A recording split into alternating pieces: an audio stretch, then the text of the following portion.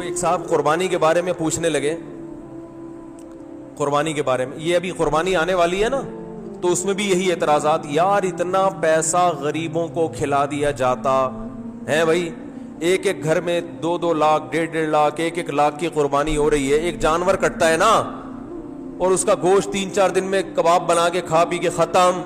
اتنا پیسہ اگر ہم IMF کو دے دیتے تو ہمارا اتنا قرضہ ادا ہو جاتا. اتنا پیسہ اگر ہم جہیز کے لیے جمع کر لیتے, لاکھوں بچیوں کی شادیوں کا انتظام, بولتے کیوں نہیں بھائی, ہو جاتا. اتنا پیسہ اگر ہم, اور کیا ہو سکتا ہے, بس یہ 2 ہی چیزیں ہو سکتی ہیں. بہرحال بہت کچھ ہو سکتا تھا نا. اتنا پیسہ ہم اپنے بچوں کی پڑھائیوں پہ لگا دیتے تو بچے, ہمارے ملک سے جہالت کا خاتمہ ہو جاتا.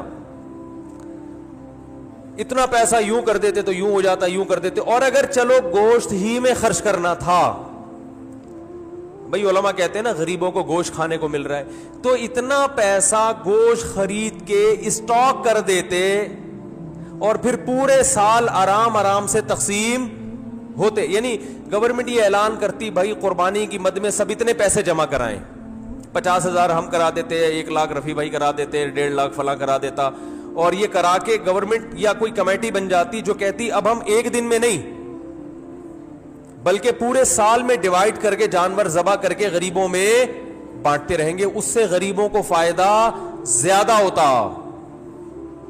بھائی ایک 3 دن میں ہی آپ نے لاکھوں کروڑوں جانور کاٹ دیے, اس میں تو ضائع بھی بہت ہوتا ہے نا. ارے اس کو اسٹور کر کے, بھائی یہ گائے مفتی صاحب کی ہے, یہ گائے فلاں کی ہے, یہ گائے فلاں کی ہے, اب یہ بس اللہ کے نام پہ ہو گئی ہے. اب بوقت ضرورت بقدر ضرورت جب ضرورت ہوگی یہ گائے کٹتی رہے گی, راشن بٹتا رہے گا غریبوں میں. یہ 3 دن کے اندر اندر ہی کیوں, 3 دن کے اندر اتنا جانور جب آپ کاٹتے ہیں تو فائدے کے بجائے نقصان, بولو نا, زیادہ ہوتا ہے. معاشی لحاظ سے جانور کے گوشت کی قیمت بہت زیادہ اوپر چڑھتی ہے, جو ظاہری کیلکولیشن بتاتی ہے, حقیقت تو اللہ ہی جانتا ہے. ارے مجھے ایک بات بتاؤ نا یار, یہ بات بھی سمجھانا کوئی مشکل کام ہے.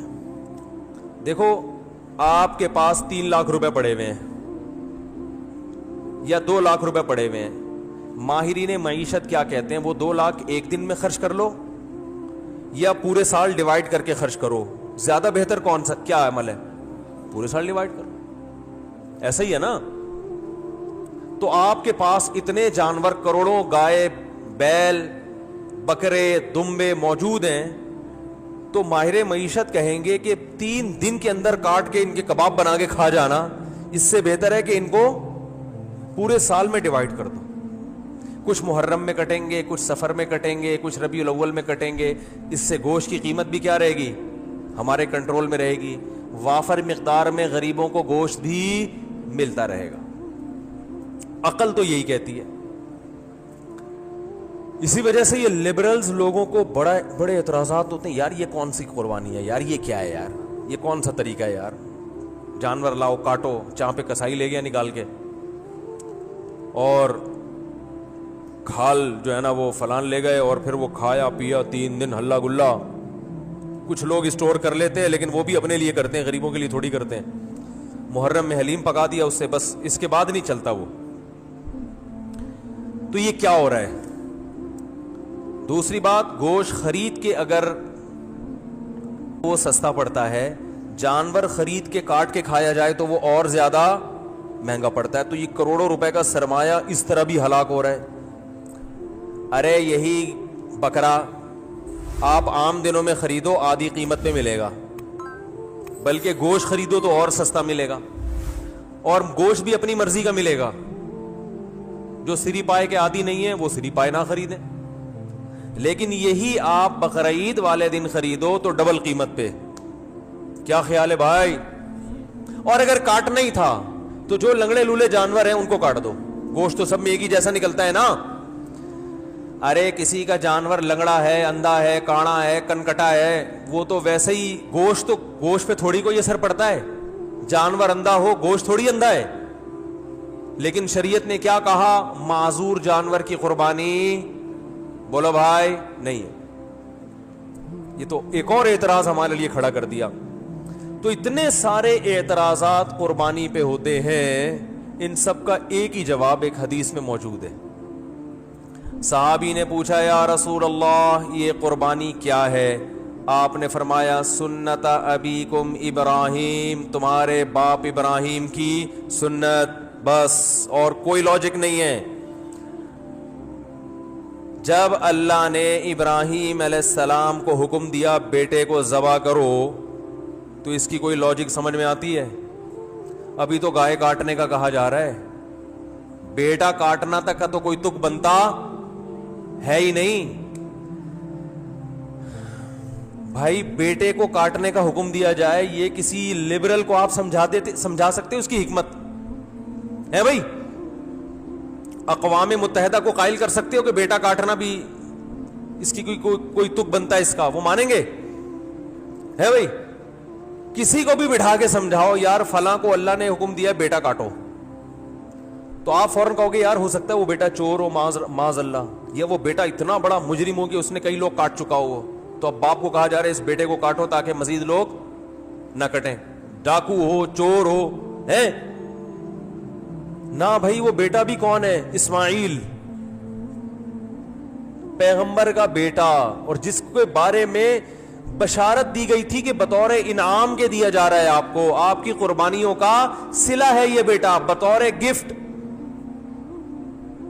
جس کے اچھا ہونے میں دو رائے نہیں ہو سکتی. ایسے بیٹے کے بارے میں حکم دیا جا رہا ہے ابا کو کہ اس بیٹے کو کیا کر دو؟ ذبح کر دو. آپ کہہ سکتے ہیں ہو سکتا ہے بچے کا امتحان لیا جا رہا ہو کہ یہ بچہ کتنے پانی میں ہے, کاٹنے کا اصل حکم نہ ہو بلکہ اللہ دیکھنا چاہ رہے ہو کہ بچہ آگے سے رسپانس کیا کرتا ہے. تو بچے نے جواب کیا دیا تھا؟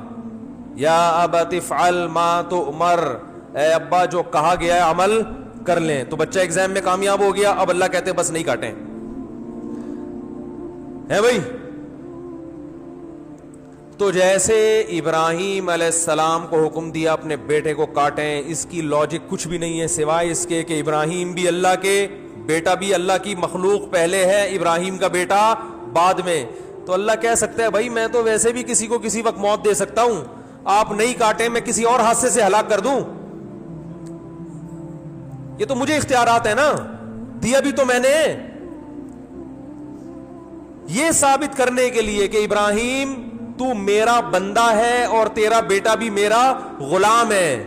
غلام کو جب حکم دیا جاتا ہے تو اس کے پاس کیوں کا آپشن نہیں ہوتا, بس یہ ثابت کرنے کے لیے کاٹو. تو ہمیں حکم دیا جا رہا ہے کہ بیٹے مت کاٹو بلکہ بیٹے تو مزید پیدا کرو, نسل بڑھانے کا حکم ہے نا, لیکن بیٹے کے بدلے میں جانور کاٹو. اور اس جانور پہ جو اعتراضات ہوں کہ کیوں کاٹنے کا حکم دیا جا رہا ہے, اتنے پیسے سے غریب کی شادی کرا دیتے. ایک تو غریب کی جب بھی مثال آتی ہے شادی کی آتی ہے بیچارے کی مثال, کیونکہ غریب کے ہر مسئلہ حل ہوتا ہے, شادی نہیں ہوتی بیچارے کی. غریب کو روٹی بھی مل جاتی ہے, لوگ زکوٰۃ فطرہ دے دیتے ہیں غریبوں کو, میں نے دیکھا ہے, بلکہ دیتے ہی غریبوں کو ہیں, تلاش کر کر کے غریبوں کو دیتے ہیں. ہر کام علاج بھی ہو جاتا ہے. غریب کا مسئلہ اٹکتا کہاں ہے؟ رشتہ لینے جائے گا, جتنا بھی ترس آ رہا ہو نا آپ کو, آپ بولے گا بھائی تو یہ 1 لاکھ مزید لے لے, پتلی گلی سے نکل یہاں سے, بیٹی نہیں دوں گا. تو غریب کے سارے مسائل کہاں کے کھڑے ہوتے ہیں. اس لیے میں مثال دیتا ہوں, غریب کی شادی نہیں ہوتی اس کی بیچارے کی, رشتہ نہیں دیتا کوئی, تو غریب بھی نہیں دے رہے ہوتے. کمال کی بات یہ ہے غریب بھی نہیں دے رہے ہوتے اس کو. تو اس لیے میری زبان سے نکلتا ہی یہی لفظ ہے ہمیشہ. کیا بات کر رہا تھا میں؟ ہاں تو میں یہ کر رہا تھا کہ لوگ کہہ سکتے تھے کہ یہ جو تم نے 1.5-2 لاکھ کا بیل خریدا ہے, اس سے کسی غریب کی شادی کرا دیتے, یا کھانا کھلا دیتے, یا کسی غریب بچی کو جہیز دے دیتے, یا فلانا کر دیتے, تو ڈمکانا کر دیتے. تو آپ ان سے بولو بھائی جب ابراہیم علیہ السلام کو اللہ نے حکم دیا تھا بیٹے کو ذبح کرو, تو ابراہیم علیہ السلام بھی اس قسم کے اشکال اگر کر لیتے تو وہ اللہ کے خلیل نہ بنتے, وہ معاذ اللہ نقل کفر شیطان کے دوست بن جاتے. تو آپ مجھے بھی شیطان کا دوست بنانے کی کوشش نہ کرے. اللہ نے حکم دیا کہ کاٹو تو میں کیا کروں گا؟ کاٹوں گا. اور حج میں تو اس سے بھی زیادہ عجیب معاملہ ہوتا ہے. یہاں تو ہم گوشت کھا بھی لیتے ہیں, کھلا بھی دیتے ہیں. مینا میں جو کروڑوں لاکھوں جانور ذبح ہوتے ہیں وہ تو بیچارے اکثر ضائع ہو جاتے ہیں. لیکن عقل پرستوں کو اللہ نے یہاں ایک جواب دیا ہے کہ تم جو یہ فلسفے کیلکولیٹر لے کے بیٹھتے ہو نا کہ اتنے جانور اگر یوں ایکچولی یوں ہو جاتا تو ہر سال اگر کٹتے تو ایکچولی گوشت کی قیمتیں کنٹرول میں رہتی ہیں, اور ایکچولی یوں ہوتا اور اس سے اتنے غریبوں کے پیٹ بھر جاتے اور اس سے تو جانور ختم ہوتے ہیں. تو اللہ نے ابراہیم علیہ السلام کی سنت میں بتا دیا کہ ابراہیم نے اپنے بیٹے کو ذبح کرنے کے لیے لٹایا تھا نا, تو سب سے زیادہ نسل چلی کس کی ہے؟ اسماعیل کی. اور برکت کس میں ہوئی؟ اسی بیٹے میں. آئی بات سمجھ میں؟ کوانٹٹی کے لحاظ سے بھی اور کوالٹی کے لحاظ سے بھی. آج بھی دنیا میں خاندان افرادی قوت کے لحاظ سے سب سے زیادہ سید ہیں دنیا میں, جن کو شاہ بھی کہا جاتا ہے, سید بھی کہا جاتا ہے, افرادی لحاظ سے بھی. اور روحانی اعتبار سے سید الانبیاء محمد صلی اللہ علیہ وسلم اللہ نے حضرت اسماعیل کی اولاد میں پیدا کیے. پتا چلا کہ بھائی جو اللہ کے لیے کٹے گا بڑھے گا بھی, بولو نا وہی. کتے تو 12 بچے دیتے ہیں اور کئی سال ہو گئے کہ ایم سی والے نہیں مار رہے, پھر بھی اتنے نہیں ہوئے ہیں بھائی, یہ تو اللہ کا فضل ہو گیا. لیکن گائے, بیل, بکرے, دمبے روزانہ کروڑوں کی تعداد میں کٹتے ہیں, اتنے کہ ہمارے تصور سے جب بھی شنواری آؤ گے 8-10 بکرے لٹکے ہوئے نظر آئیں گے آپ. ہر ہوٹل پہ یہی ہے. او بھائی سال میں ایک بچہ دیتی ہے بکری یار, گروتھ ریشو کیا ہے؟ ایک بچہ سال میں. کٹ روزانہ رہا ہے, روزانہ. کمیلا جاؤ نا کبھی, کراچی کے کمیلے جاؤ, روزانہ بچڑے 2 دانت کے, وہ لائن لگی ہوئی ہوتی ہے. او بھائی یہ تو 2 سال میں ایک پیدا ہوتا ہے. یہ مرغیوں کی طرف 24-24 انڈے تھوڑی دیتی ہیں بکریاں اور گائے کہ 24-24 بھینسیں نکل رہے ہیں اس میں سے. اتنا کٹ رہا ہے, اتنا کٹ رہا ہے, اتنا کٹ رہا ہے. اور پھر بقرعید کے 3 دنوں میں دیکھو, اور پھر حج میں دیکھو, ختم ہونے کا نام بولو بھائی نہیں لے رہا. یہ ہے کوانٹٹی کے اعتبار سے برکت. اور کوالٹی کے اعتبار سے برکت دیکھو, جو طاقت صحت اللہ نے ان 4 جانوروں کے گوشت میں رکھی ہے وہ کسی اور کے گوشت میں نہیں ہے. مرغی کھانے سے طاقت, بول لو, مرغی کچھ نہیں بگاڑ سکتی آپ کا. ان مرغیوں میں دم ہی ختم ہو گیا. یہ آپ کو کیا, آپ ان کے خلاف جتنا بھی احتجاج کرو یہ کچھ نہیں کرے گی. بکرے کے خلاف بولنے سے پہلے سوچنا صحیح ہوتا. روحانی برکت بھی ہے. میں اکثر ایک مثال دیتا ہوں نا, وہ ہم جب چھوٹے بچے تھے تو شعیب اختر تھا بہت فاسٹ بالر, تو اس کی بالنگ کا سنتے تھے. میں تو نہیں دیکھتا تھا اس وقت ٹی وی, تو سنتے تھے بہت فاسٹ بالر ہے. تو اس دور میں انڈیا کے کسی شعیب اختر, کیا میں نے بولا, ایکٹر بولا, ایکٹر نہیں کھلاڑی. انڈیا کے اس دور میں کسی کھلاڑی کا انٹرویو آیا کہ پاکستان کے پاس اتنے فاسٹ بالر ہیں, آپ کے پاس کیوں نہیں ہے؟ تو انڈیا کے اس کھلاڑی نے کہا کہ شعیب اختر گوشت کھاتا ہے, ہم گوشت, بولو بھائی, نہیں کھاتا. واگا بارڈر پہ چلے جاؤ, گوشت کا سبزی سے مقابلہ آپ کو نظر آئے گا وہاں. میں 2 دفعہ واگا بارڈر پہ گیا ہوں, بار بار دل چاہتا ہے, لیکن اب چونکہ ذرا مشہور ہو گئے ہیں تو ہر آدمی وہ پھر تصویریں لے کے ڈالنا شروع کر دیتے ہیں, اور ایک عجیب ہی. تو واگا بارڈر پہ آپ جائیں, ایک طرف گوشت نظر آئے گا, دوسری طرف بولو بھائی سبزی. آوازوں میں دم دیکھو, ایک کی دھاڑ جیسے شیر دھاڑ رہا ہے, قد ہے بھائی جیسے بیل. تو یہ برکت کس کی ہے؟ گوشت کا مقابلہ سبزی سے دیکھنا, سبزی سے کرنا ہے تو ابھے نندن کی چائے دیکھ لو. ایک سبزی کھا کر اڑا تھا ہے بھائی ہوا میں, اور ایک بولتے کیوں نہیں یار, اس میں تو کوئی کچھ نہیں, کوئی پابندی نہیں ہے یار, آپ تو گوشت کھاتے ہو نا. ایک نے سبزی کھائے تھے ٹماٹر, جس پہ پھر ہم پہ پابندی لگائے گی کہ ٹماٹر پہ پابندی لگا رہے ہیں ہم, لگا دو پابندی, گائے پہ پابندی نہ لگانا. انڈیا نے دھمکی دی تھی نا ہم تمہارے ٹماٹر بند کر دیں گے, تو ہمارے ہاں تو ٹومیٹو کیچپ میں ٹماٹر نہیں ڈلتا, ہمارے ہاں تو ٹومیٹو کیچپ میں نہیں ڈلتا ٹماٹر, وہ پتہ نہیں کیا ڈل رہا ہوتا ہے. تو ٹماٹر بند کرنے سے ہمارا کوئی نقصان نہیں ہے.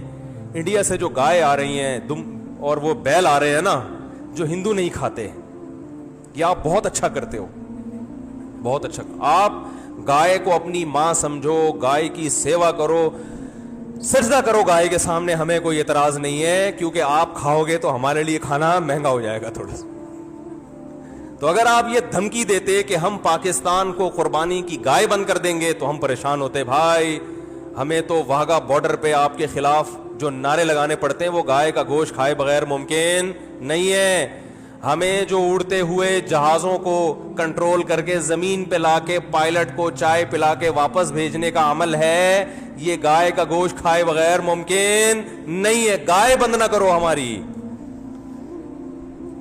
اب مجھے ڈر ہے کہ وہ بھی گائے کھانا نہ شروع کر دیں یہ بیان سن کے, لیکن ان کو ٹائم لگے گا. آج اگر وہ ہندو گائے کھانا شروع بھی کرتے ہیں تو وہ تو ظاہر ہے ان کی جین میں شامل ہونے میں 5-6 صدیاں بھی گزریں گی. ہم تو ہزاروں سال سے کھا رہے ہیں بھائی, ابھی آپ کو گائے کھا کے بھی ہمارا مقابلہ کرنے میں 200-400 سال لگیں گے. یہ گائے,